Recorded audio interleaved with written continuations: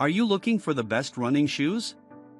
In this video we will look at some of the 7 best running shoes on the market. Before we get started with our video, we have included links in the description. So make sure you check those out to see which one is in your budget range. Starting at number 1. Brooks Men's Ghost 16 Neutral Running Shoe. The Ghost is Brooks's most popular shoe. Turning sweet 16, the latest iteration has new DNA Loft V3 foam in its midsole, the same nitrogen-infused foam in the Glycerin 20 and 21. An everyday trainer we recommend to new runners, the Ghost 16 strikes the ideal balance of delivering high rebound on a plushly cushioned platform. Wear testers gave high marks to the Ghost's ride. "I felt like I was nestled down inside the cushioning," said a tester. "My previous Brooks experience was with the launch, and I thought the Ghost felt peppier in comparison. The Ghost felt light on my feet, and didn't have a clunky feel to them, despite definitely being well cushioned." You know it, you love it, and it's turning 15. For over a decade, the Ghost has been our recommendation to newbies and runners looking for an everyday shoe. Our testers confirmed its reliability, calling the Brooks Ghost 15 a tried-and-true daily trainer. "The cushioning felt just right," said a runner who previously tested Asics's Gel Cayano and the Adidas Ultra Boost, 2 high-cushion shoes with a noticeably taller stack than the Ghost. "It felt firm, but at the same time I could feel a little sponginess to it." That sponginess our tester refers to as the soft give that adapts to the bottom of your foot, as the foam's firmness provides support and shock absorption.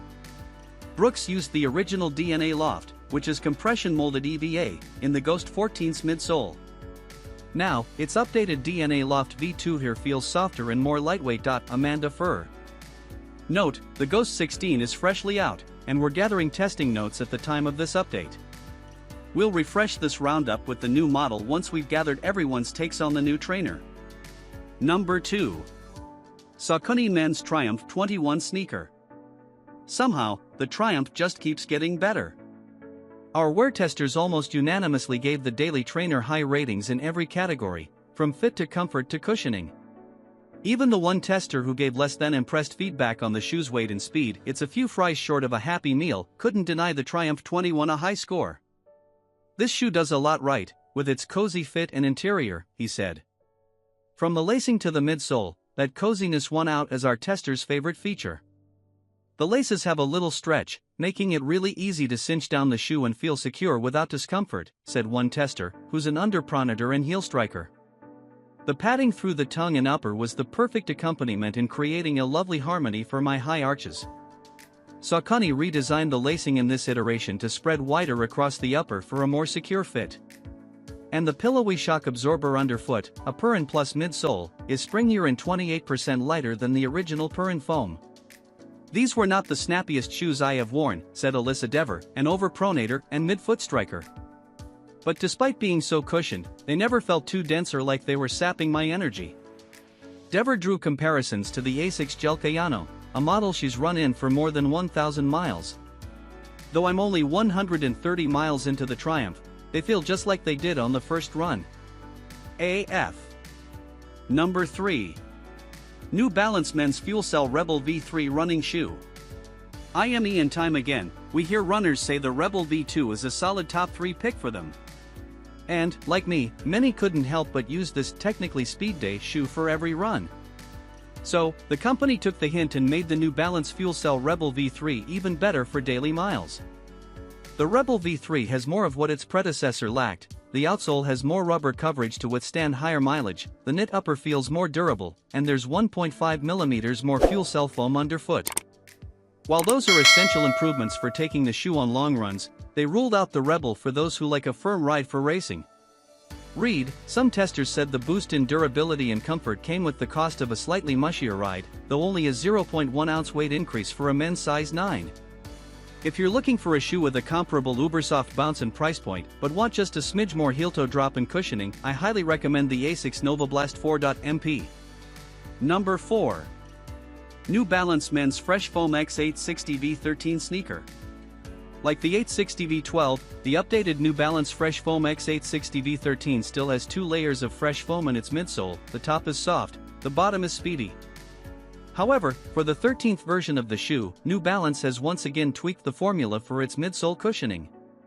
Now adjusted to a slightly lower durometer, a measure of hardness, the bottom EVA base layer feels a smidge more forgiving than the V12. The ride is also a bit livelier, more closely matching the experience you'd feel from the shoe's neutral counterpart, the Fresh Foam X880. I know this shoe is designed to be firm and has a loyal fan base that praises its cushioning, but for me, it was a bit too firm after about 5 or 6 miles, one tester said of the V12. This softened version weighs a touch less and also responds more readily when you quicken the pack. For those in the market for stability shoes and trying to separate the masses, choose the 860 if getting a close to perfect fit is your top priority. That's where this trainer takes the cake. The forefoot and toe box are wide and a little stretchy, spacious but not sloppy. It's rare that not a single tester mentions a cramped pinky toe or hotspot in their sample pairs, but our testers raved that the 860's fit was roomy yet locked down from heel to toe. MP. Note, you may notice that the 860 V13 isn't available in every size right now. That's because the 860 V14 is now out. Once we have a more in-depth review of the newest version of this stability shoe ready for you, we'll drop it here, assuming we find it worthy of recommending over this previous generation. Number 5. Brooks Men's Hyperion GTS Supportive Running Shoe. In 2020, Brooks's development team used the Hyperion Tempo as a prototype to test DNA Flash, the nitrogen-infused foam that it would eventually use in the brand's super shoes. Rechristened simply as Hyperion, the shoe formerly known as the Hyperion Tempo is back with the same foam. Along with it, Brooks rolled out a stability-focused version, the GTS, which caters to speed demons who need just a little extra support. Brooks's GTS Go to Support shoes feature a guide rail system, a holistic approach in promoting foot and knee alignment. The denser foam on the lateral and medial sides of the midsole serve as bumpers. Guide rails add a fraction of extra weight to the shoe, but this didn't give the Hyperion GTS a black mark from our wear testers. In fact, its equal parts of support and responsiveness earned the GTS higher scores than its neutral sibling. Local tester Justin Brown, who averages 645 miles in training, found the Hyperion GTS provided a good balance of cushioning and support during speed workouts, including, befittingly, tempos. This shoe is cushioned enough to wear for the entirety of a workout, start to finish, including warm-ups and cooldowns, regardless of pace, said the heel striker.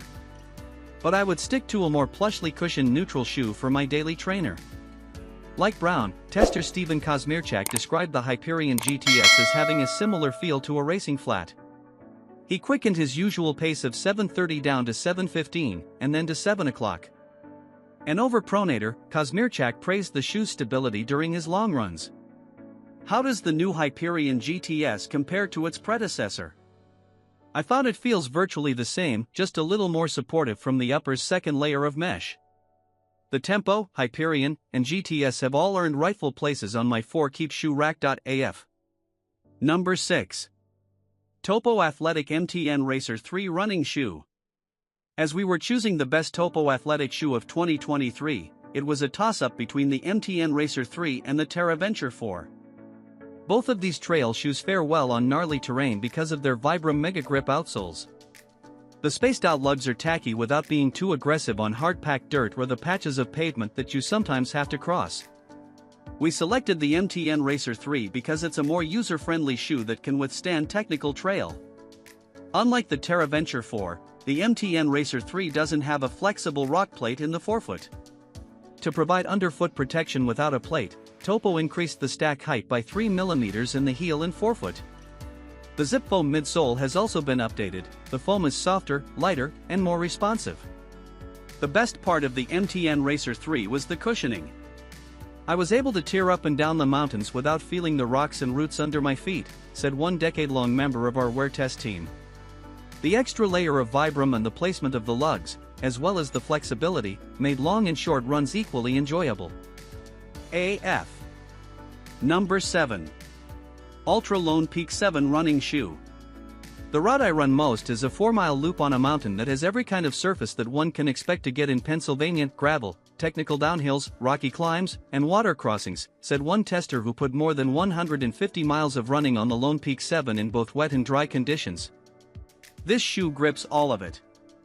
The traction is fantastic, and the cushioning is ample, but still allows for ground feel and solid footing on rock. But, let's be honest. traction has never been an issue for the Lone Peak. A secure fit has. Altra has tinkered with its upper to ensure that its roomy toe boxes allow for natural foot movement and toe splay, but not too much motion that it feels sloppy. It's a tough balance to get right. While the 6th version's customizable lacing system did the trick for some, this version feels more locked in from a new stitchless upper. Fewer bulky overlays and no seams let the mesh wrap the foot more closely without wrinkling and bunching. MP